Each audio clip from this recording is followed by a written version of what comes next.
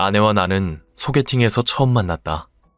연애 감정이 싹틀 무렵 환한 미소만 보이던 그녀가 눈물을 흘리며 말했다. 저 사실 좀 아파요. 1년 전 재생불량성 빈혈 판정을 받았다고 했다. 혈액의 기능이 일반 사람들보다 떨어지는 병이었다. 처음 그 말을 들었을 때는 계속 만날 자신이 없었다. 마음이 더 깊어지기 전에 헤어지는 게 낫다고 생각했다. 하지만 그녀를 만날 때마다 병에 대한 걱정은 서서히 옅어졌다. 그녀에게는 긍정 에너지가 가득했다. 처음 진단받았을 때는 절망적이었는데 이제는 잘 이겨낼 수 있을 거라고 믿어요. 그녀의 삶을 향한 자신감은 불안은커녕 오히려 나를 편하게 해주었다. 우리는 3년의 연애 끝에 결혼식을 올렸다. 결혼하고 다음 해에 아들 민호가 태어났다. 지병으로 제왕절개 수술을 할 수 없었던 아내는 53시간의 진통 끝에 아이를 품에 안았다. 당시 나는 사회부 기자로 새벽에 출근해 밤늦게 퇴근할 정도로 바빴다. 아내는 일을 그만두고 민호를 보살폈다. 돈은 나중에 벌 수 있지만 민호와 함께 보낼 수 있는 시간은 지금뿐이잖아. 아내와 아이는 함께 목욕하고 웃으며 밥을 먹었다.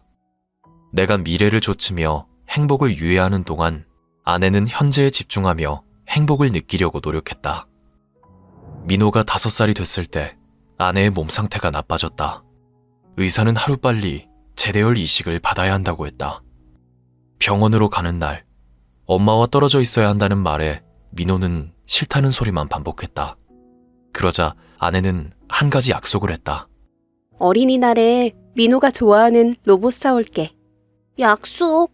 약속. 입원을 하고 이식을 받기 위한 준비가 시작됐다.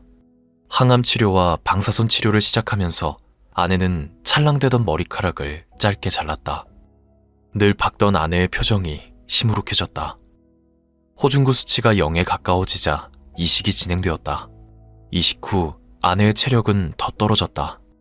말할 힘도 없어 보였지만 민호의 안부는 꼭 물었다. 민호는? 날이 갈수록 아내의 면역 수치는 더 떨어졌다. 원인 불명의 고열에 시달렸고 선망 증상을 보였다. 그러면서도 우리 셋의 이름을 부르며 버텨냈다. 강민호, 강남구, 김은지. 아내는 중환자실로 옮겨져 인공호흡기를 달았다. 여러 검사 끝에 발열 원인이 결핵으로 밝혀졌다. 나는 아내에게 이 소식을 전했다. 여보, 결핵 때문에 열이 나는 거였대. 결핵약을 넣으면 열도 가라앉을 거야. 조금만 더 견뎌. 내 말이 끝나자 아내의 눈가에 눈물이 고였다. 마치 기쁨의 눈물을 흘리는 것 같았다. 나는 기쁜 마음으로 집에 돌아와 잠이 들었다. 그날 새벽 전화 한 통이 울렸다. 수화기 너머로 간호사의 다급한 목소리가 들렸다. 김은지 보호자분, 환자가 위급해요. 빨리 오세요. 뛰는 가슴을 부여잡고 재빨리 병원으로 갔다. 중환자실에 도착하자 의사들이 아내를 에워싸고 있었다. 심폐소생술을 했지만 아내는 미동도 없었다. 심폐소생술을 계속하면 환자가 힘들 거예요. 여기에 사인을 하시면 멈출게요. 의사는 사망 확인서를 내밀었다. 믿을 수 없었다. 면회를 마친 지 불과 5시간 만에 일어난 일이었다. 나는 아내 앞에 무릎을 꿇었다. 아내의 눈물은 기쁨의 눈물이 아니었다. 나에게 남긴 마지막 인사였다. 아내가 마지막 눈물을 보인 순간 견디라는 부탁의 말보다 사랑한다는 말을 해야 했는데 사랑한다는 말을 뒤로 미룬 내 자신이 원망스러웠다. 아내의 장례식을 치르고 한 달이 지났다. 나는 서울지방경찰청 기자 자리를 내려놓고 아침 뉴스 앵커 진행을 맡았다. 새벽 2시 반에 출근해서 아침 뉴스를 진행한 후 일을 마치고 퇴근하면 저녁 시간만이라도 민호와 함께 보낼 수 있었다. 아침 뉴스를 막 마치고 한숨을 돌리는데 아침 7시 반에 아내의 휴대전화가 울렸다. 휴대폰을 보니 발신자가 우리 집이었다. 부모님이 내 번호와 헷갈린 줄 알고 전화를 받았다. 그런데 부모님이 아니었다. 엄마! 민호였다. 일어나자마자 엄마가 생각나 집 전화를 들고 엄마 전화번호가 저장된 단축키를 누른 것이다. 아이에게 아직 사별 소식을 알리지 못했다. 그렇다고 아무런 말을 안 하는 건 아이에게 더 큰 실망을 줄 것만 같았다. 여보세요? 민호니? 아빠인데. 아이가 전화기에서 떨어진 채 혼잣말을 했다. 엄마한테 전화를 했는데 왜 아빠가 받지? 그러고는 전화가 툭 끊겼다. 그동안 민호는 엄마 이야기를 꺼내지 않았다. 처음에는 다행이라고만 생각했는데 전화를 받고 나니 민호가 왜 엄마 이야기를 하지 않는지 궁금했다. 떠난 아내를 생각하며 슬퍼하느라 아이의 마음을 미처 챙기지 못한 게 미안했다. 민호를 데리고 아동상담센터를 방문했다.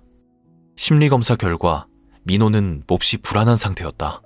내가 상담센터 교수에게 물었다. 사별한 엄마 소식을 아이에게 어떻게 전달해야 할지 모르겠습니다. 전달하는 것이 맞는지도 모르겠어요. 교수가 반문했다. 사랑하는 엄마가 3달 가까이 없었어요. 아버님이 민호라면 무슨 일이 일어났는지 알아야 하지 않을까요? 내가 아이라면 엄마가 나를 버린 건 아닌지, 내가 잘못해서 엄마가 떠난 건 아닌지 온갖 부정적인 생각이 들 것 같았다. 나는 민호에게 사실대로 말해주기로 했다. 민호가 가장 좋아하는 사람인 아빠와 삼촌 이모가 외갓집에 모였다. 내가 먼저 말을 꺼냈다. 민호야, 엄마 안 보고 싶어? 엄마 보고 싶어. 엄마한테 데려가줘. 내가 말을 잇지 못하자 처제가 용기를 냈다. 민호야, 엄마가 하늘나라로 갔어. 하늘나라로 간다는 게 뭔지 알아? 아니, 나는 슬픔을 꾹 누른 채 민호에게 설명해 주었다. 엄마는 하늘나라에서 살 거야. 우리는 이제 엄마를 만날 수 없단다. 엄마를 다시 못 만나?